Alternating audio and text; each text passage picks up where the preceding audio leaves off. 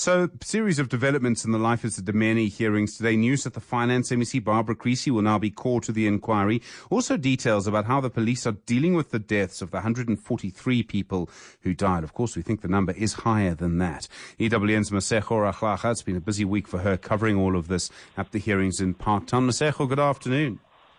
Good afternoon, Stephen. It's been a very busy week indeed. We actually even adjourned early today. Barbara Creecy, why is she going to have to testify? She's the Finance MEC.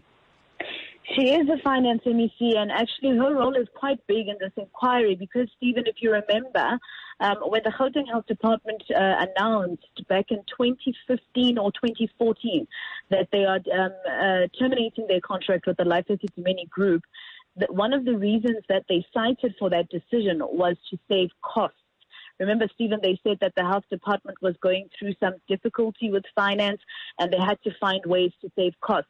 Now, of course, we know through this inquiry that that didn't actually happen. They actually instead incurred more costs when they terminated their contract with Life Esidimeni and took patients to NGOs. Actually, Dani Maslango confirming this week that in some instances, instead of paying about 600 Rand per day per patient at Life Esidimeni, they ended up paying something like 1,400 Rand per day per patient. So that like almost tripled to what they was trying to do. And also, she said that there was no budget. But also, Stephen, remember, the project leader, Levi Musinogi, saying that after Life Esidimeni CEO, Dr. Morgan Mkacha, emailed the MEC and said that he is suggesting that the state know through this inquiry that that didn't actually happen. They actually instead incurred more costs when they terminated their contract with Life Esidimeni and took patients to NGOs. Actually, Dani Maslango confirming this week that in some instances, instead of paying about 600 Rand per day per patient at Life Esidimeni, they ended up paying something like 1,400 Rand per day per patient. So that like almost tripled to what they was trying to do.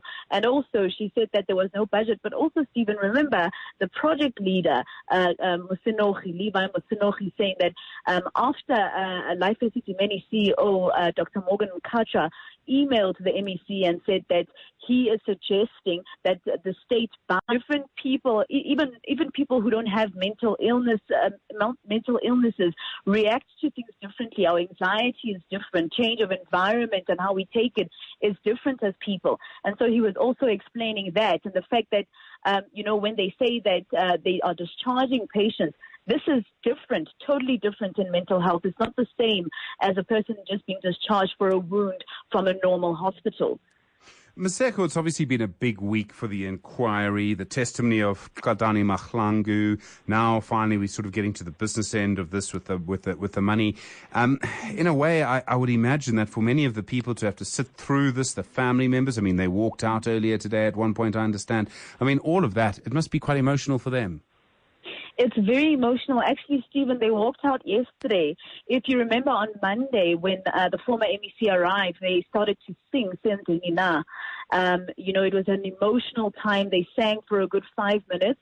Yesterday they went outside, they prayed. And during the time that she was making closing remarks yesterday, as you know, every witness is given the chance to do that. As she began her closing remarks, she started to apologize again.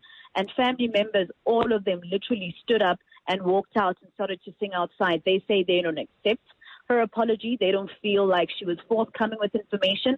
They still feel that she was arrogant and evasive. They don't understand how she, as the MEC, could blame her HOD and Director of Mental Health. They are wondering how she could not have been able to tell that something was wrong when she was getting all of this communication from clinicians saying that people were dying, and she kept taking the HOD and director's word.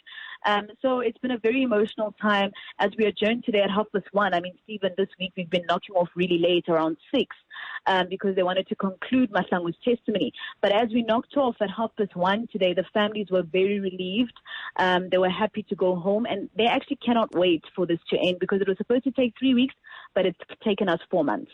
EWN's Masego Rahlaga, thank you.